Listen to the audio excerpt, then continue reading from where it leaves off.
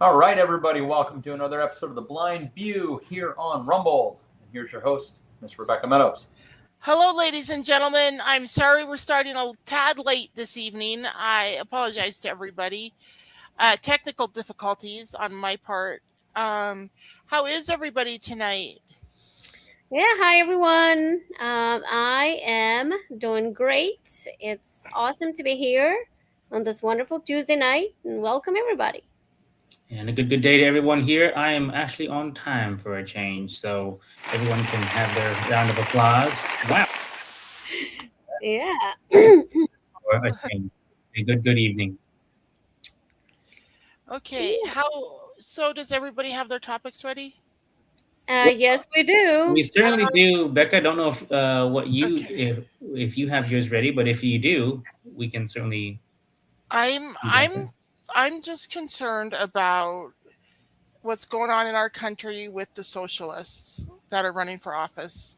Mm-hmm. And that's what's really concerning me. What do you guys think about that? Well, I can say that they're definitely gaining power, which is kind of alarming. I mean, and they've gained their power just for the last few years, admittedly. Because I was Hmm. watching the clip just this morning. I was watching the clip on one of the podcasts I watch always, and they were playing this clip from 2019 from their convention, which was in Atlanta, Georgia. And oh my gosh, there was a bunch of weirdos getting together, and then they were, oh my gosh, like, You mean they had an actual socialist convention there? yeah, DSS. Wow. Yeah, so they had a convention. There was a bunch of weirdos, like somebody would say it from the stage. Oh, you guys, can you please stop talking? Please keep down the chatter because it gives me anxiety, and it's too triggering. And somebody said something, and somebody screams from the audience, "Please do not use gender language." And Oh. that was just crazy. And then they don't do the applause. They just wave Mhm. their hands so they don't trigger anybody. I mean, Mm. bunch of kooks when you listen to them, but again, somebody has been sponsoring them, and that's what's very, Uh, very concerning. that's weird. Yeah. I bet it's somebody like who's that Soros, guy? Yeah, George Soros. yeah, and his gang, yeah, they've done so much damage already to this country, and they just Mm. investing into crazy people like AGs and um, other politicians, and yeah, it's all directed at the distraction of the country. Yeah. Yeah. Mm. But what do you have to say about them, About about socialists gaining? oh, I am anti-socialist, anti-communist. I am pro-capitalist. I'm almost 50 years old, and like you, Anya, I've been on this earth long enough to understand that people work for what they get, and people won't work if they get what they get for free. Yeah, and they certainly hate people. I mean, these people are so unhinged that no doubt they would kill anybody who does not agree with them. I mean, look how they were celebrating the murder of Charlie Kirk, Oh, and and yeah, they've taken a lot of pot shots at our president too.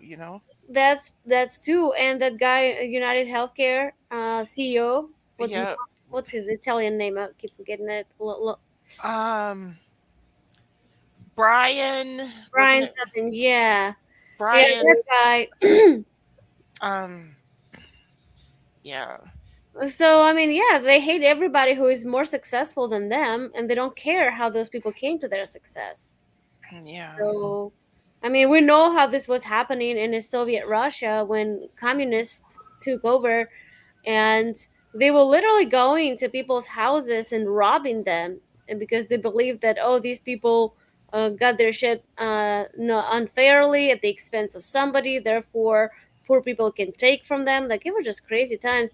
And I'm sure if they could right now, they would just do it here. Mhm. How old were you when you left Ukraine as a For the first time, I left when I was 17, and again, I grew up in the post-Soviet era, but there was a lot of leftovers, obviously. Like, and I love to learn about that period of history, and I know a lot about that. Wow, that's really interesting, Anya. I think maybe we should do an interview about that or a show about that, you know? Well, we have touched this subject a number of times in different contexts, but uh, yeah, like watching. And it's not just me. Like, I watch lots of former Anya, Soviet presidents who say the same thing. Yeah, go ahead. how many languages do you speak? I speak five, I guess you Oh can say. my goodness, I have trouble with one. Yeah, me too. Yeah, I used to be very shy about saying that I speak Spanish, but once I studied a lot, and I was like, you know what? Even though my Spanish is not perfect, but I can carry on a conversation. I can write in Spanish. Uh, Yes, I do make mistakes, but so, hell, I what can. five languages do you speak then? English, Spanish, Russian. Wait, I guess it's four. Oh, I gave myself too much credit. Russian, English, Ukrainian, and Spanish. Okay. Russian, English, Ukrainian, and Spanish. That's good. Yeah, I don't know why I said five. My apologies. I guess I have to learn one more. Yeah. Lady, you speak four languages and I speak one. You're way ahead of me. And I don't even speak that language correctly. Yeah. Well, I I guess mean, as long as you're being understood, that all matters.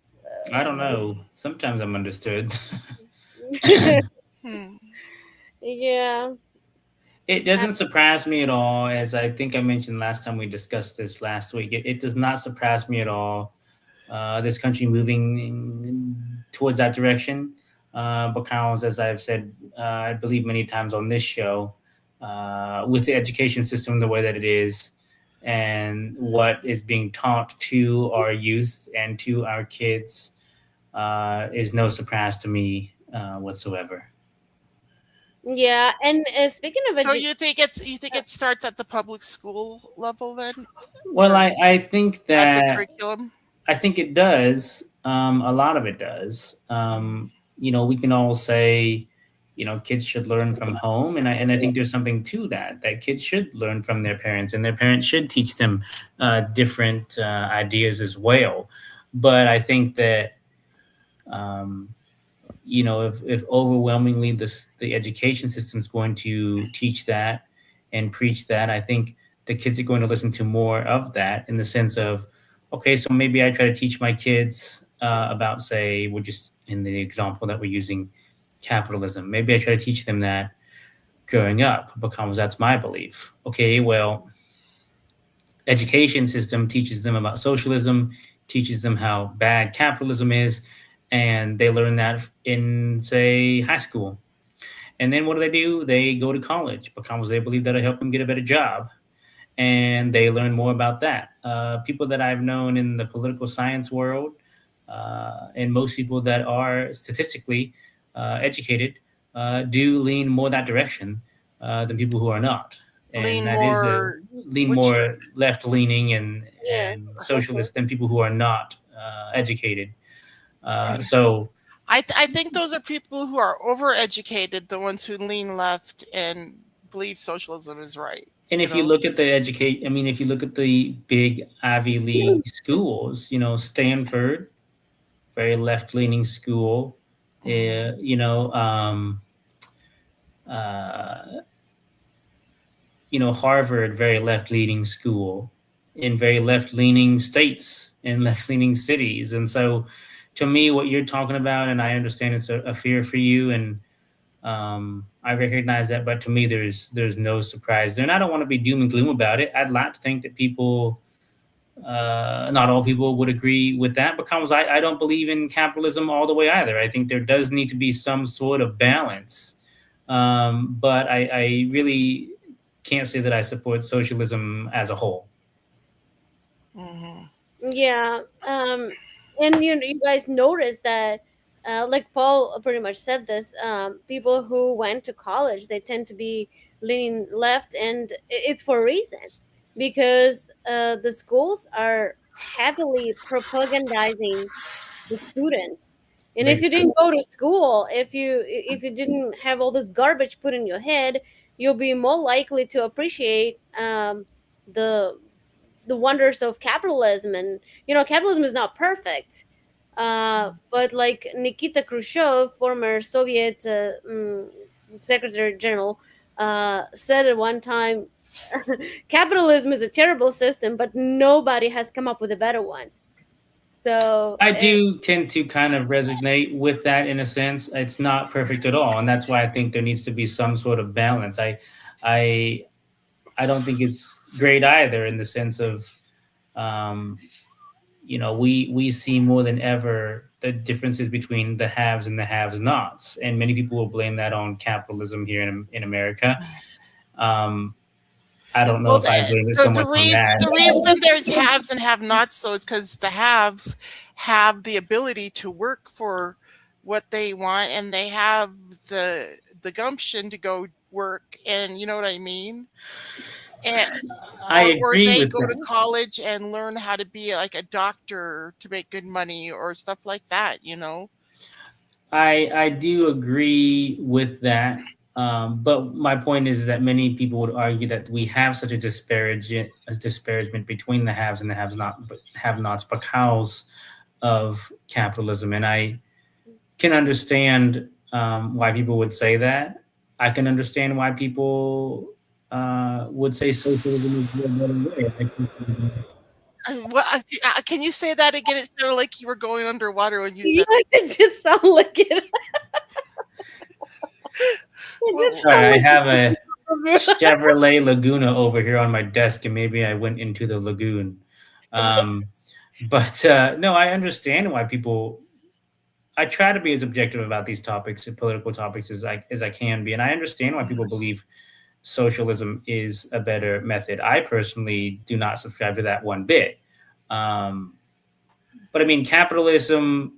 When people look at it, people, you seen or we seen, you know, um, when like there's a bad disaster, right? And we'll see a gas station up their gas prices from $5 to say $20. We'll see hotels go from $150 a room during these disasters to $400 a room, and that's capitalism, as people would say, at its finest, and they can choose to do that. I personally don't agree with doing something like that, but they can choose to do that if they'd like. Yeah, but it's not just hotels and stuff. I mean, I'll tell you a real life example. When the war broke out in Ukraine, a lot of people started running away from the eastern part to the western part, because at that time it was a little bit calmer there, closer to Poland. And people who lived on that side of the country, they bumped their prices so high for their fellow citizens who were uh, running from the war, who lost their Mhm. houses, who lost, and people, just regular people, to rent somebody a place to are you there, stay. Anya? Yeah, can you hear me? Can you guys hear me? I can't hear anything. I can hear her still. Oh, you can hear Anya? Yeah. Yeah, I'm Oh, still here. okay. I couldn't hear you, Anya, for a moment. Okay. Oh, yeah, I was just saying that the fellow citizens just had no sympathy. Most of them, I can say every single one, but on average, they just raised It, prices through the roof for people who were coming, who lost their homes. so And they took advantage of their fellow citizens in need. You mean? yeah, exactly. So I was just responding to Paul's point that it's not just hotels or gas stations or something. People do it because, So is Ukraine a capitalist nation? well, it's trying to be. It kind of is. Yeah, because that's like a capitalist thing to do, to raise your prices to be competitive. Yeah, and So especially in these circumstances, it was kind of crazy. Why would you do that to your fellow citizen? yeah, it's times like those when people are given a choice. People who own a hotel, they can do a good thing and lower their rates so people can afford it better, or they can raise their rates, try to scalp people. That's what's in their heart. You know what I mean? But Depends on that's a what's in their capitalistic thing to do, and Right. so to people who don't agree with that, I understand that because I personally don't agree with people doing that. But But I don't at the same token though I don't agree with say socialism and socialized medicine. I don't agree with that. Our healthcare system is messed up as it is. Let's just be oh, real it about is. that. Yeah. But boy, socialized medicine I think would be It would socialized not medicine I Wonders. think would be tough, very very tough. So, guys, I grew up in Montana, in north central Montana, just 100 miles south of the Canadian border. And we used to have Canadians come down into Montana to get medical care because their socialized medicine up in Canada was so bad. If socialized medicine was so great, all I can say about it is that the leaders of those places that have it would use it, and they come to America to get their health care. Mhm. Oh, absolutely. And then those idiots who praise socialized medicine, and on the surface, those who completely uninformed, to them this idea sounds great. Wow, like the prices are affordable, healthcare is free, it should be free. But try it. Go and Oh, try the it. quality will It be works. terrible. Yeah. And the quality will be terrible, and you wait forever. Like right now, I don't know where you guys live, how that works, but on average, if you want to see a specialist, sometimes it takes weeks or months, even in Mhm. this country, to get in. Yeah. And in places like England, who's trying socialized medicine, sometimes the waiting list to see. I know specific example of one person trying to see a gynecologist, and the waiting list for a year. 1 year. Oh my Yeah, gosh. she had time to fly to Ukraine twice and go Mhm. go see the doctor. Well, in saying that I don't agree with socialized medicine because I don't, I do not believe that healthcare is a privilege. I do think it should be a right, but I don't think that socialized medicine is the solution.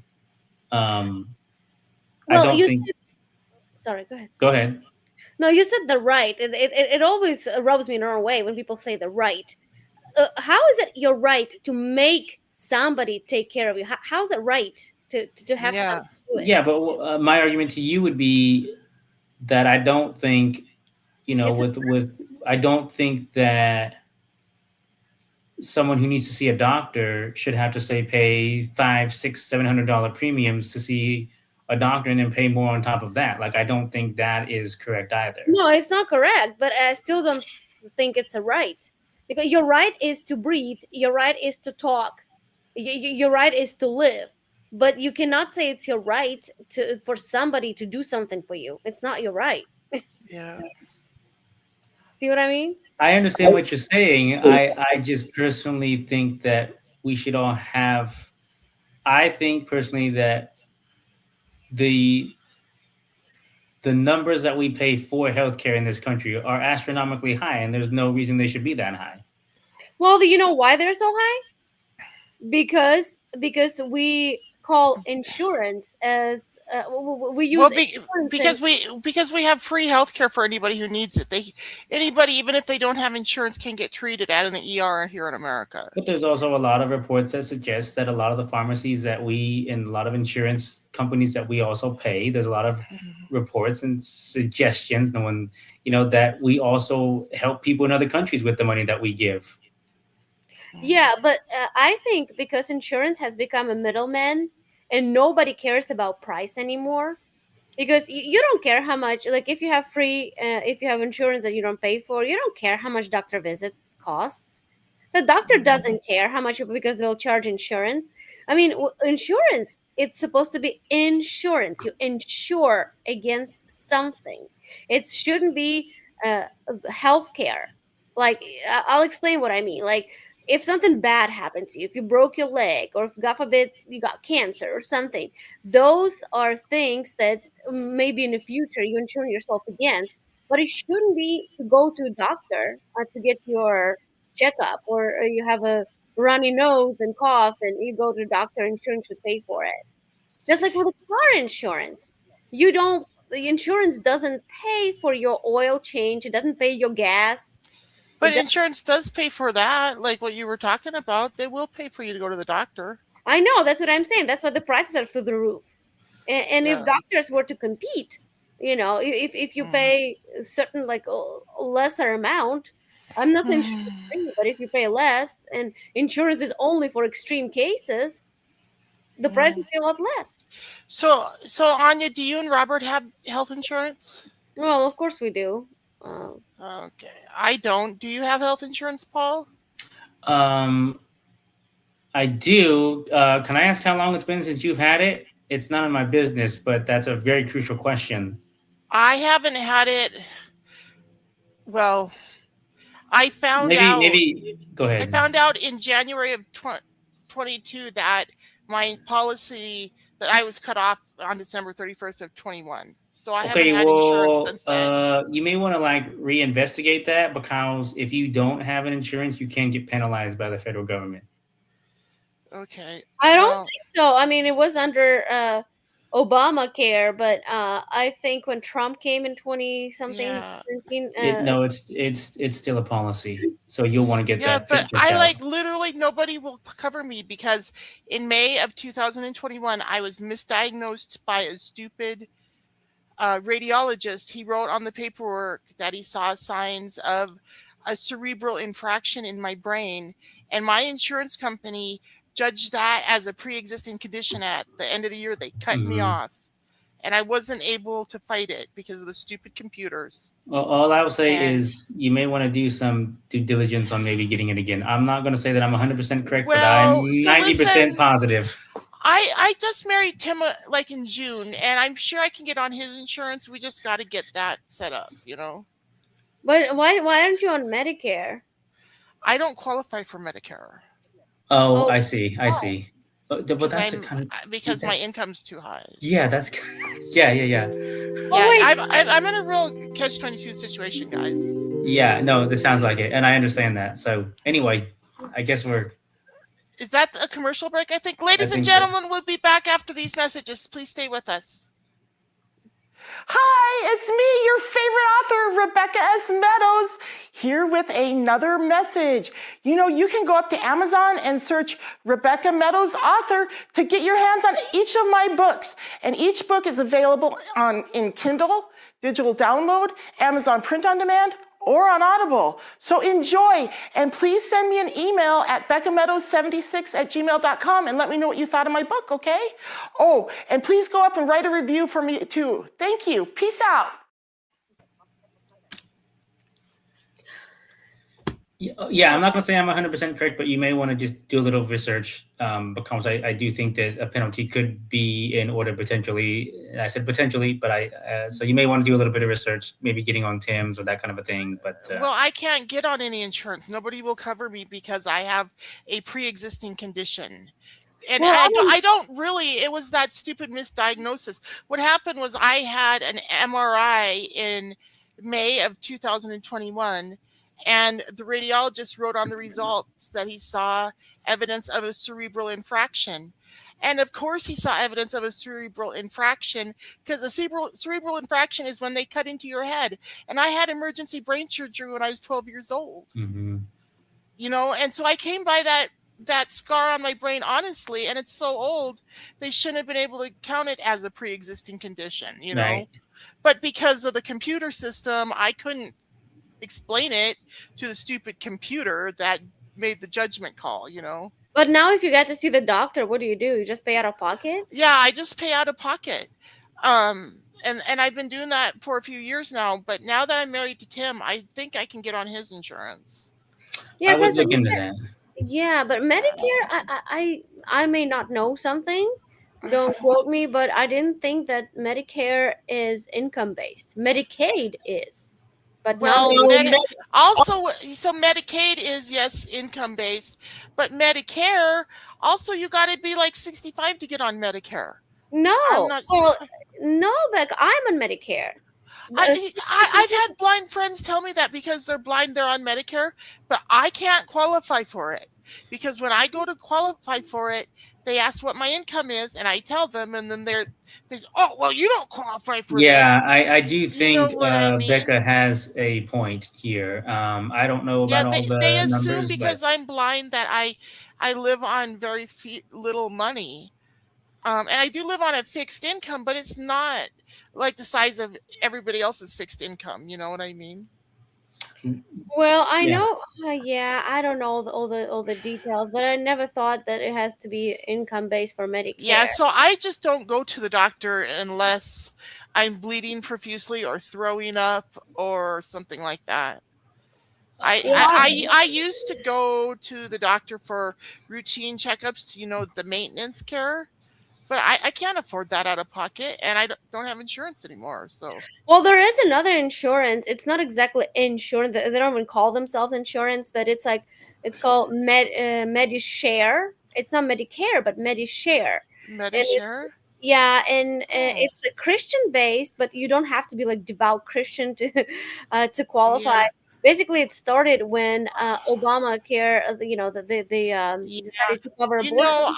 I think I was familiar with one of those Christian health group things several years ago. Um, I wasn't one for a year or two. but I think the thing is that those outfits, I don't have any idea how they work really, those Christian insurance companies. I think what I'm gonna do is I'm just gonna try saving up money for my medical costs, like what I've been doing. I don't go to the doctor because I'm not good at saving up money, but if I absolutely have to go, like they'll let you make payments, you know what I mean? So Yeah, but you still may be overpaying quite a bit. If I were you, I would yeah. look at least into that because I paid. I didn't have any pre-existing conditions. Well, like I said, Tim and I just got married in June. We just haven't got like our ID. Like we haven't. Well, I think our marriage license may be in the mailbox finally, but we need to go and get like our. I need to get my name switched into his, and like I said, I think I can get on his insurance policy. So, and he has insurance through the VA. So Yeah, I have to look into that. Yeah. Well, Paul, do you want to go with your topic, or you want me to go? Because our topics are somewhat related.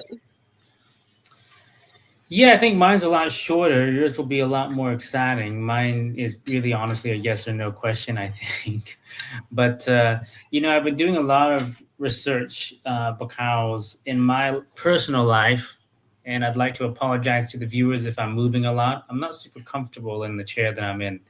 Um, but in my personal life, there are a lot of couples that I know having babies. If not oh, almost all the couples that I know that are oh, around my age are having babies. It is oh. a thing to the point where I am having trouble keeping track of all the babies that people are popping out. Is it making you think you need to go make a baby? Well, um, that's very private. I don't have any kids that I know about, so I'm going to say about that. So, but the point is interestingly enough, I did some research, and it really was interesting to me that overall, America and as a nation, we are having less kids due to the high costs of living and inflation. I guess that's the same thing.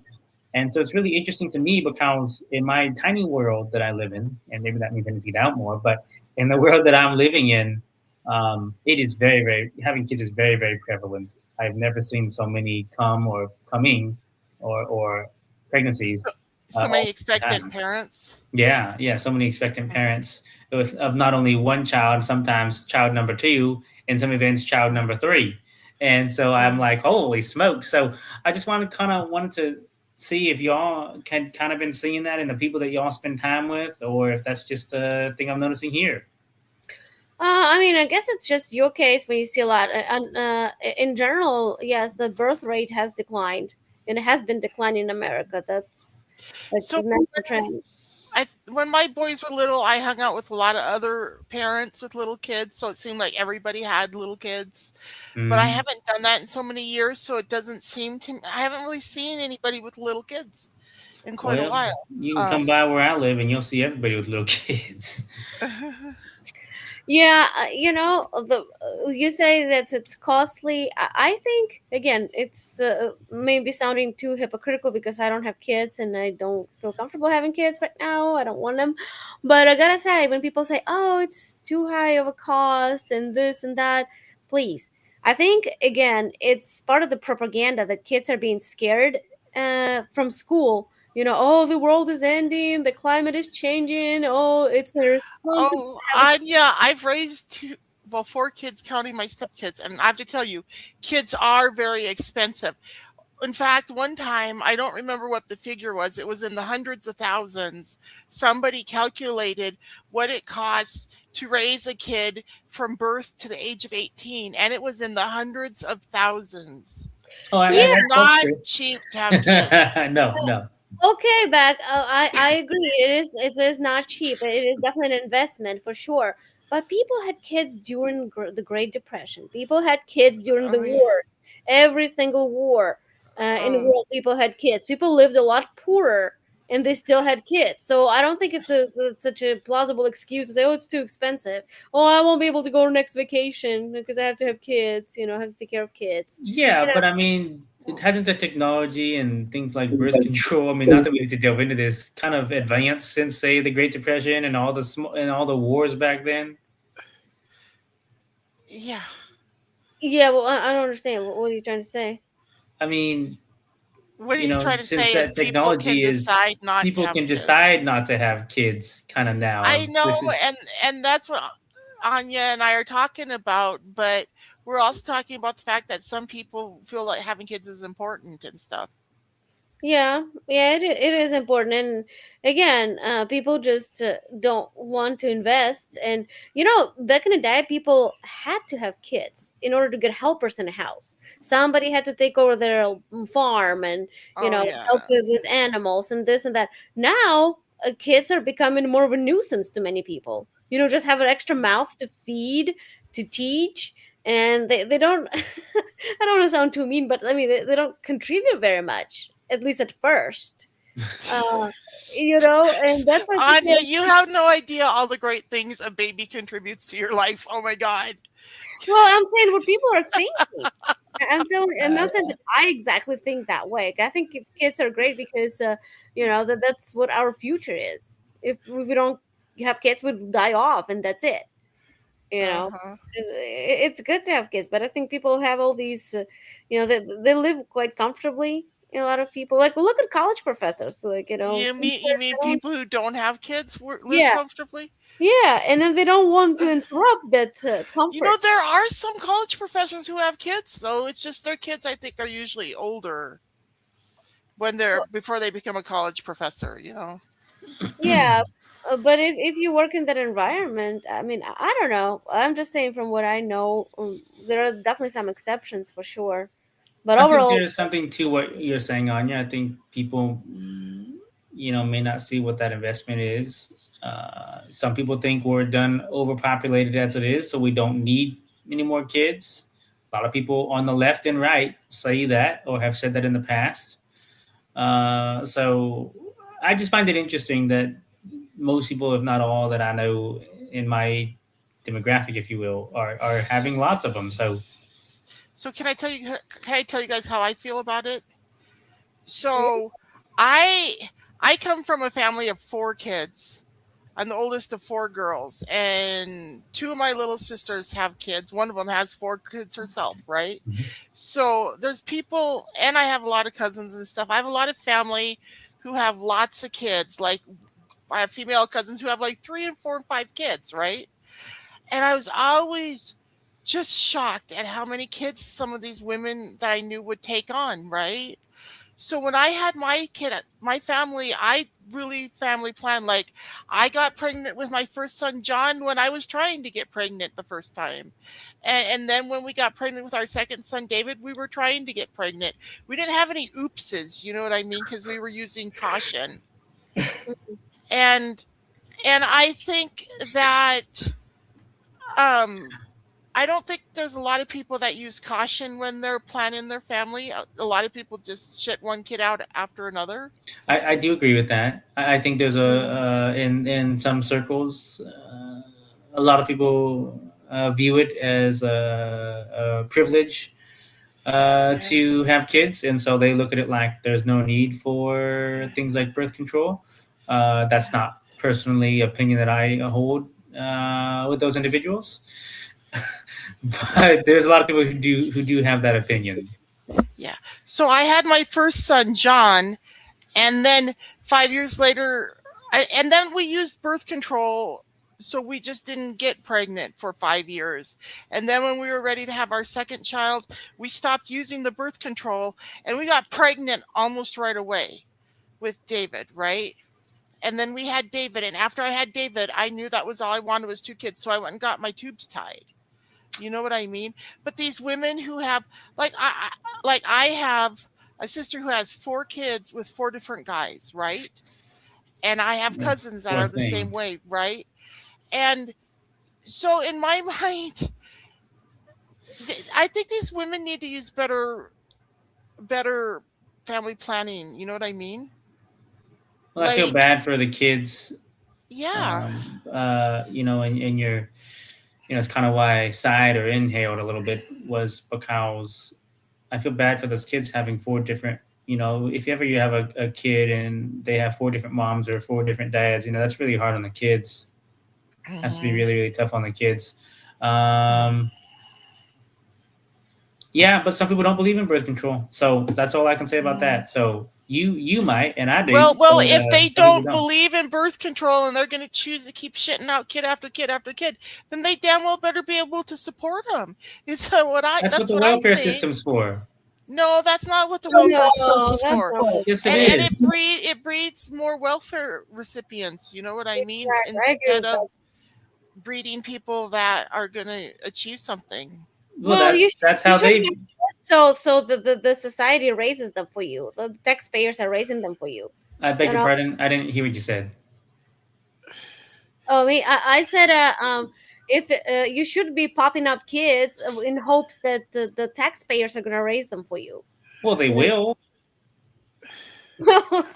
They will. Well, that's what I look down upon, because, you know, like, you look down upon that, but not other people. Other people guys, don't. I wanted to tell you my other thing though about kids, right? I have 2 kids of my own, and it was really like when I first got pregnant with my first son, I thought, oh man, how can you bring a child into this world? But then I thought, but I'm having kids because I have hope for a better tomorrow. Like how do I know that one of my kids isn't going to be the one that finds the cure for cancer or figures out how to solve the nuclear race? You know what I mean? Or whatever, right? Like, that's one reason why I feel like people should continue having kids, and they shouldn't be shamed for having kids, because any one of those kids could grow up to be the next Einstein and save a lot of people. You know what I mean? Or do anything great. And okay, I agree with that. But on the flip side, I could say your next kid could be the next James Holmes as well. Just want to point that out. Who's James Holmes? The guy who shot the movie theater. Oh, okay. So, I mean, not to be devil's advocate, but, you know, and I'm not saying that everyone with big families all use the welfare system. I'm just saying that a lot of people, that mindset is out there. And a lot of people do have that mindset of, if I have more kids, well, the government will help me take care of them. So I want to talk about Anya's topic. Well, it's very related to what Paul is talking about. Yeah. Paul brought up. Go ahead, Anya. We'll talk. Well, you guys all heard about Lindsay Clancy case, right? Yeah. So I mean, you all know that she killed 3 of her children, and a lot of people finding excuses for her. I've been hearing a lot about that. Yeah. So what do you guys have to say about that? I think she's a despicable murderer who should be sent to death row. I agree. I think it's just terrible.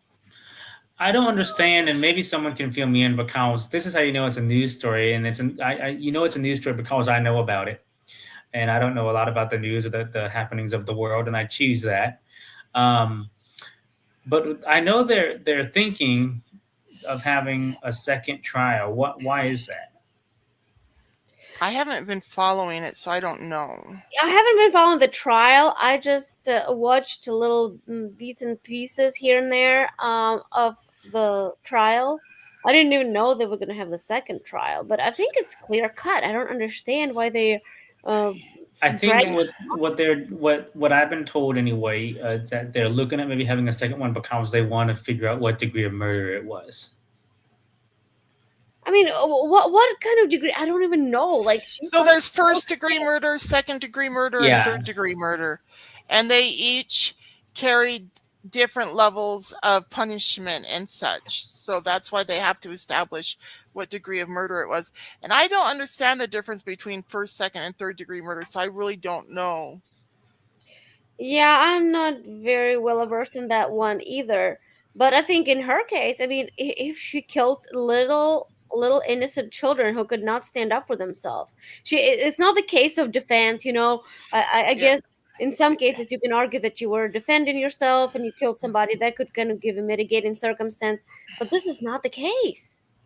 You Mhm. know, she had all the power and she killed those kids.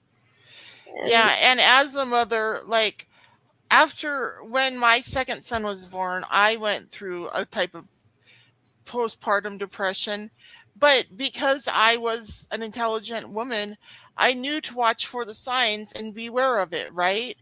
And so when I started having all these crazy thoughts about how, oh, this is my baby, and Randy and Casey need to stay away, and blah blah blah blah blah, and I realized after a day or two of those thoughts running through my head, I thought, wait a minute, these thoughts aren't rational, and I consciously made a decision to change my thinking. You know what I mean? To get those negative thoughts out, because I believe that was a form of postpartum, because I was just at the time when I was having all those thoughts about keeping my husband and my stepson away from my newborn baby, I realized it was wrong. But at first I didn't realize it was wrong. It felt like it made sense that I protected my baby that I just gave birth to, you know. Hmm. yeah, what I find but- that really, oh, go ahead. But because I had a severe brain injury, and I was able to think through it and logically think my way out of it, so I wasn't spazzing out on my family, you know. I just feel like this woman should have been able to recognize the signs and go get help. Well, supposedly she was getting help, and she was heavily medicated with different freaking psycho drugs that half of the country's on. I think that's part of our societal problem that so many people, specifically Well, women, if that was the case, then I'm sure it will come out during her trial. it But has. I think a woman murdering her kids is just terrible. It's wrong. It's a sin. It's awful. Well, not one. I mean, even one would be Three of terrible. them. Three, Did she yeah. murder three of them? Yeah. Yes, all three. And what's really, I find really disturbing, the fact that there are so many women on TikTok and like on social media. They say, "I stand with Lindsay Clancy." La, la, la. Why do you stand with her?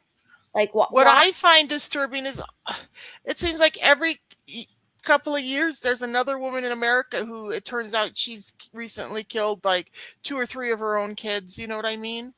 And that's what I think is is that this is going on so much that women are killing all their killing their babies. But I think they need to teach these women emotional intelligence to help them recognize that their thoughts aren't healthy and to choose to go another way, you know? I agree with you, but Well- I think that would be something that would be very, very difficult, if not impossible to do. Like, how would you police that? There'd be hardly any way you could police that. So I think that'd be very hard. Well, what would be hard? Teaching them emotional intelligence? Yeah, I think so. That'd be very hard to police that. I feel like, very hard to You wouldn't regulate have that. to. You wouldn't have to police it or regulate it. I just feel like it's something that the hospitals could offer to new mothers as they're going through their pregnancy. They could offer them emotional intelligence to help Well, I guess them. we can with pick up this stuff. conversation after the commercial. Yeah. Yeah. Ladies and gentlemen, stay with us. We'll be right back. Hey everybody, are you enjoying the show? Are you enjoying the books? Are you enjoying everything we're doing here at Blue Butterfly Enterprises?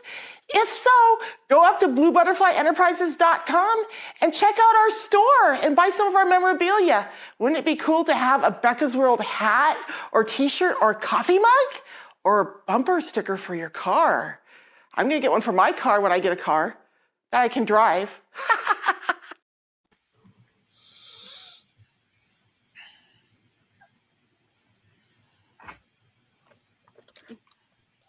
Are you guys there? Yep. Yep.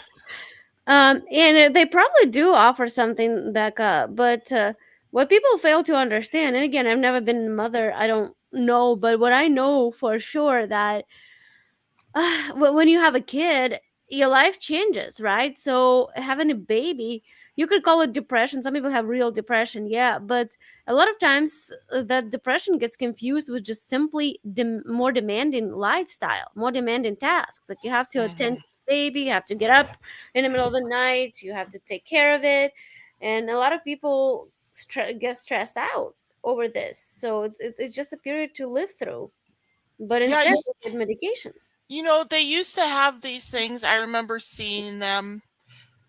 They were baby dolls. They were dolls that were baby dolls that would cry and do a lot of things real babies do. And they used to send them home with teenagers. I don't know if they did it to teenage mothers who were expecting or if they did it to other teenagers just to get them to avoid getting pregnant, It's knowing a what it's home ec. like to have a Some baby. do it for home ec. Because the doll would cry at night and wake them up and they'd have to feed it and stuff like that, like a real baby. And so, Yeah, I heard about that program. Some schools had it going. I don't know Yeah, I if think it was for home economics. Like you could, because when I was in home ec, we had a similar program. Oh, and did you have to take that to the baby, Paul? My baby was a water bottle that I had to carry around with me. So it was an inanimate object, but yeah, I had to carry that everywhere with me when I was in school and when I got out of school and when I was, walking around the grocery store or whatever. And I wrapped it up in like baby clothes, I think, just to like, did you give it a name too? No, I don't think so. I just said, I just remember one time I had like a teacher of mine or something, and and I said, "Hey, can you watch the baby?" I just called it the baby, and they're like, "Okay." So then they came back to my home ec class or whatever, and I was like, "Where's my baby?" And they're like, "Oh, I totally forgot. I guess I should go get it." So then they had to go walk back to their other classroom and go get it. So, yeah, home ec does that. At least when I was in school, they did that, and you could have a real doll, I reckon, if you wanted to, but I wasn't fixing to have kids, and like I said, I still don't have kids that I know about, so we're all good there. There were no teenage pregnancies at our high school, or at least not very many, and so the school never addressed teenage pregnancies. But we had a great home ec class. Our home ec teacher's name was Miss Sizer, and she taught me a lot of great things as a blind student. I really adored her. Yeah, for me, it was a part of a culture shock when I came here, and then in high school, I met some girls that were pregnant and still in school, and I was like, "What the Really? hell?" Yeah, because in our culture, like if a girl got pregnant in school, it would be a big shame, and she would 99.9% would quit. Like she would not attend classes, and yeah, so we was like, "Wow, these girls are pregnant and go to school." And Well, I think if girls get pregnant when they're teenagers, I think it's important to support them and help them stay in school and keep their baby if they choose to keep their baby. But if they want to give it up for adoption, I think that's good too. I just think it's good. It's important to try to keep them from aborting the baby, Well, I tell you what, I don't know if we have enough time to go through that discussion because that can really open up a can of worms. But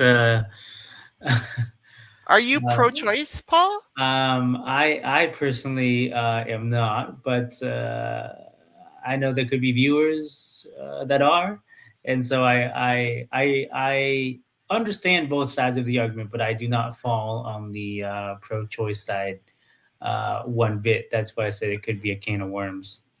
Well, I'll tell you, when this became a state issue, like voting issue, I voted pro-choice. But I'll tell you why. I mean, I think abortion is terrible. I think it's absolutely like last resort, and you should do anything you can, because you technically you are killing your baby.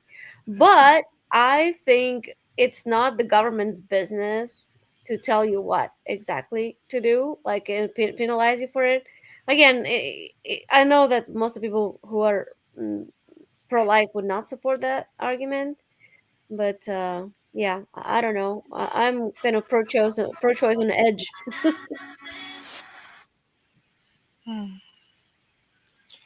Okay. Yeah. So, now what about you, Becca? Are you pro-choice? Oh, I am pro-life all the way. And when it comes to being pro-life, there's more than just abortion. There's also euthanasia.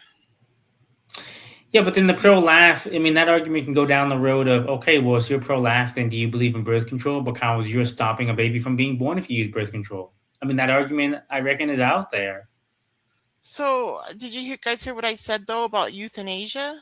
Yeah, but I mean, Yeah, but Paul is telling you about the abortion argument. What do you? what do you reckon about that?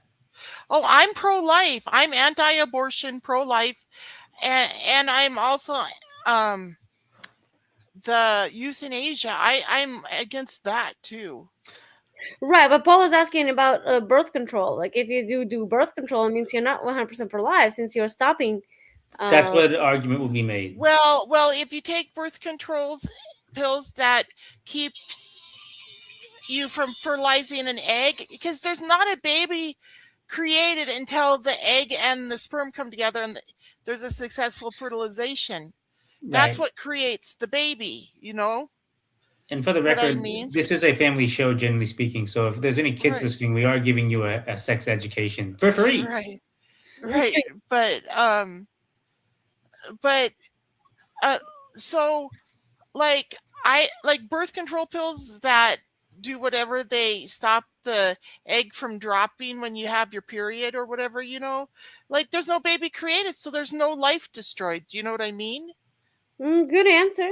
Good So answer. that's what I mean when I say birth control. And honestly, it was mostly abstinence that my ex-husband and I used. Well, I mean, that's none of my business. But I mean, all I'm saying is there's ways you can, you know, do it. Is what yeah, I'm no, saying. I understand. All I'm saying is I think there would be people who would be pro-life who would argue against birth control, and I think that's what you see a lot of times in different circles, which is, hey, you know, it's kind of interesting that we're going back to this baby topic tonight, but it's kind of interesting because I do believe that there are a lot of people who I don't want to call any groups out, but a lot of people who are a part of circles that do believe that birth control, I'm not going to say maybe is a sin, but a lot of people I don't believe. I think that it's you should not use that. And if I you're heard blessed that argument. However many babies God gives you, that's how many you have to have. I heard that argument too. we can save that discussion for another day. Yes, it will be interesting when Brandon is here. Did you see what he has to add about that? Let me see Yeah. what time it is. We still have 5 minutes. We do still have 5 minutes. There was something we you still have asked. 5 minutes. There was something you asked, Becca, that I wanted to kind of go back to.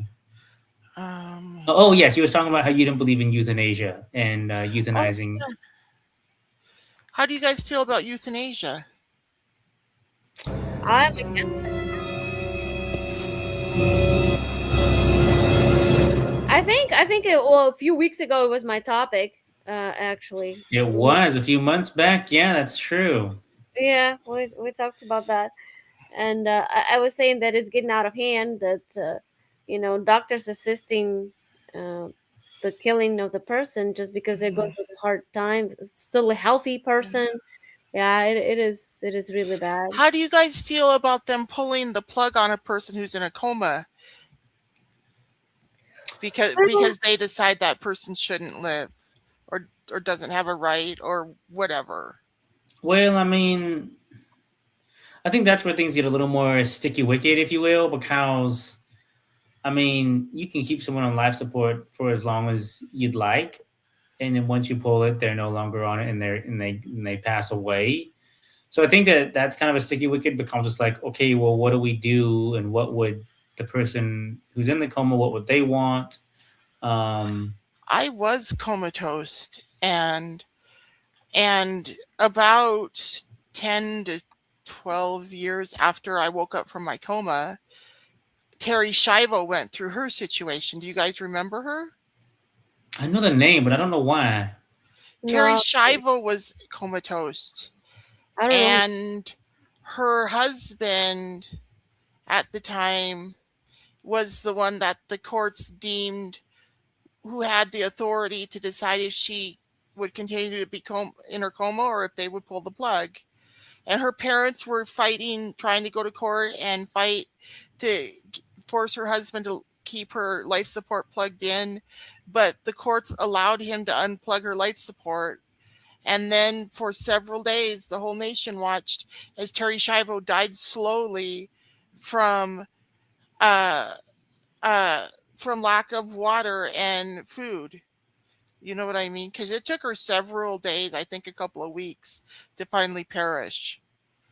But they took away her food and her hydration, and she just died slowly while the world watched. Okay, but what about you have someone? It was and terrible. I don't want to really dive into this too much, but what if you have someone who's really, really like going through cancer, and they're taking all the, they're taking all the methadone or whatever, not methadone. They're taking, all So the things. if they have their mind and they're conscious and they decide to go because they're tired of fighting, is that what you're asking?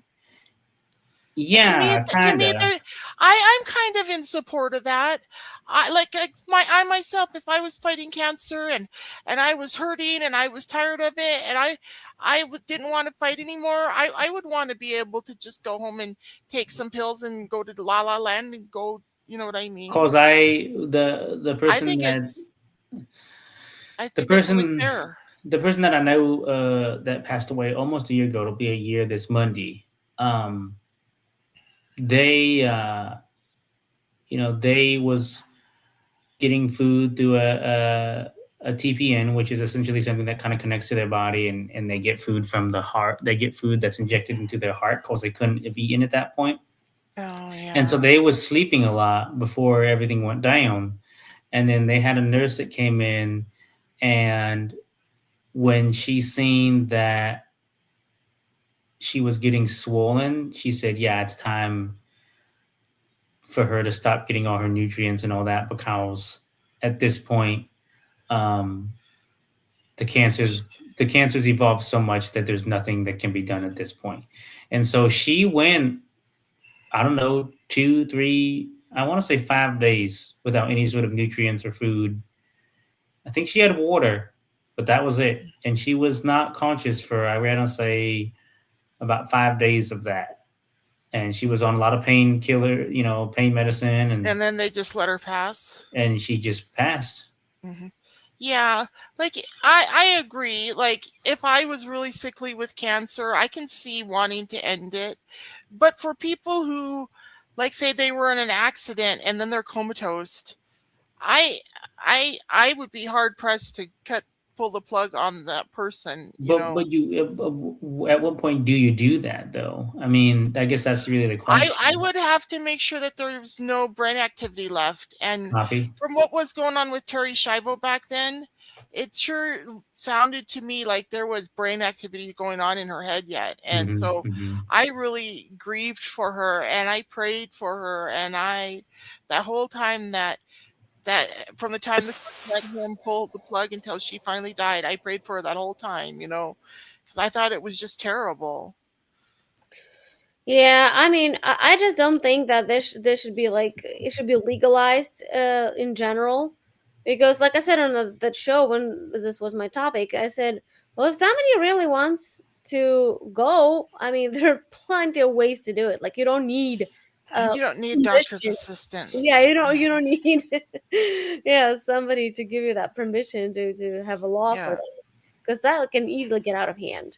And, yeah. Wow, we did cover quite a bit of topics today, but all around babies. And I'm thinking maybe one of these months or one of these weeks we should have maybe like an hour session with all of us and talk about our individual lives, maybe, or something, a Becca session or an Anya session. We could have one episode that it's like of Paul, where the whole show is focused on Paul, getting to know Paul, and then the next one is getting to know Anya, and then Brandon, and then Yeah. Can you play that for the whole hour of the show that they're going to highlight me? Because that'd be great. There you go. Well, anyway, but I guess. Yeah, go ahead, Paul. No, I was just going to say. I guess we're kind of getting to the stage of wrap up time. Yeah. Well, thanks everybody who was a part of our Yeah. show. I hope you guys enjoyed our discussion. I don't know if you agreed with us. Yeah, you can email us at BeccaMeadows76@gmail.com to let us know what you thought about the show, and I'll pass any words of encouragement or whatever onto the group. All right. Thank you, everybody, for joining us. Please join us again next week for another exciting episode of The Blind View right here. Peace out. Peace out.